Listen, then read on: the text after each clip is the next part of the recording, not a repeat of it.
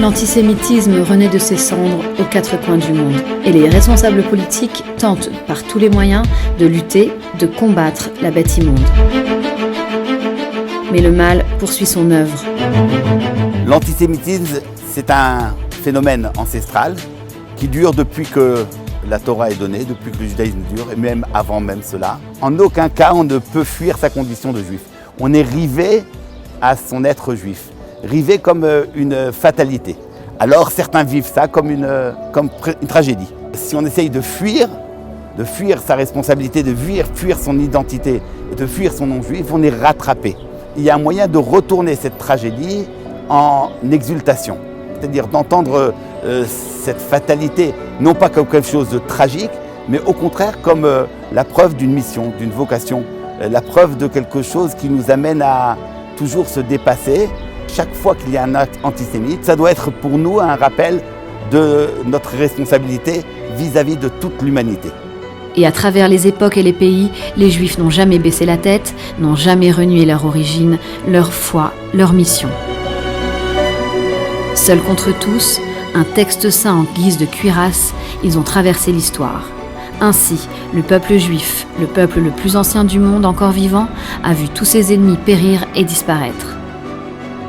Comme réponse aux actes antisémites, nous devons intensifier notre identité juive, notre nom juif, le porter avec fierté.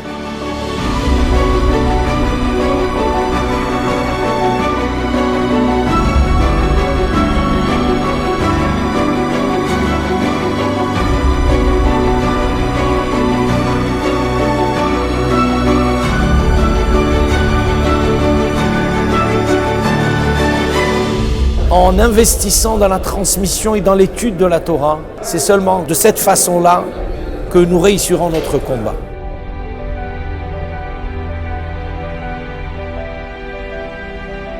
Peuple du livre, il sait que sa vitalité vient des mots, des textes transmis il y a plus de 3000 ans. En étudiant, nous approfondissons notre identité juive. La Torah est la parole divine. La Torah, c'est ce qui fait que nous sommes ceux qui représentent Hachem sur terre, et c'est ça notre mission. Et c'est ce que nos jeunes ici font jour et nuit, avec beaucoup de joie et d'amour, et de dévouement et d'abnégation. Peuple du miracle, il sait que sa seule garantie est la protection divine.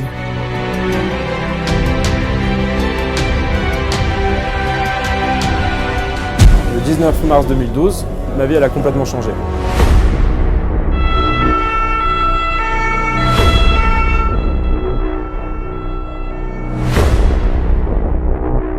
J'avais 15 ans. Puis un matin comme tous les autres, on était tous devant l'école, les Sanders, Monsonego, moi et un ami. Je sens un coup d'électricité dans le corps. Vous savez, entre le cœur, il y a 3 valves qui sont reliées au cœur, ouais. La balle, elle passait entre les 2 valves. Du jour au lendemain, j'étais obligé de me demander, mais pourquoi la vie?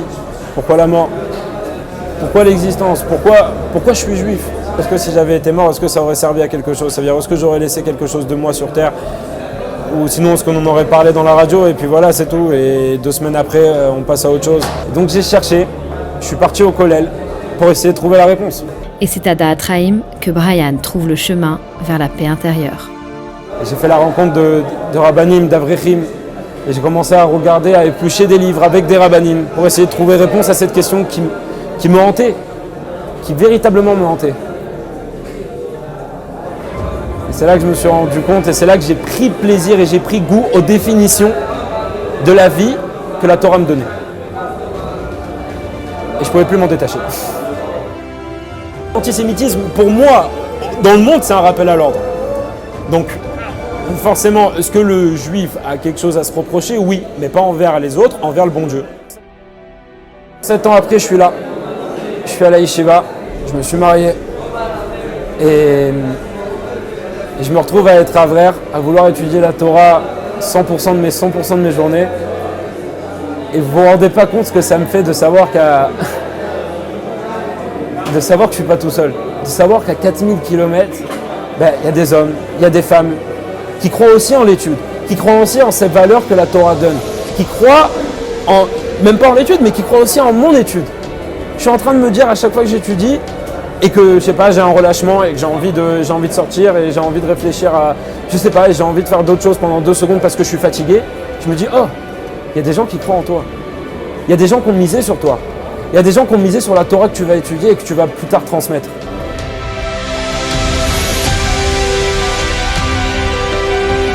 La réponse, elle est donnée à l'histoire par ces hommes et ces femmes qui, depuis la nuit des temps, soutiennent l'étude de la Torah, apportant l'aide et la protection divine au peuple juif et amenant au monde la lumière.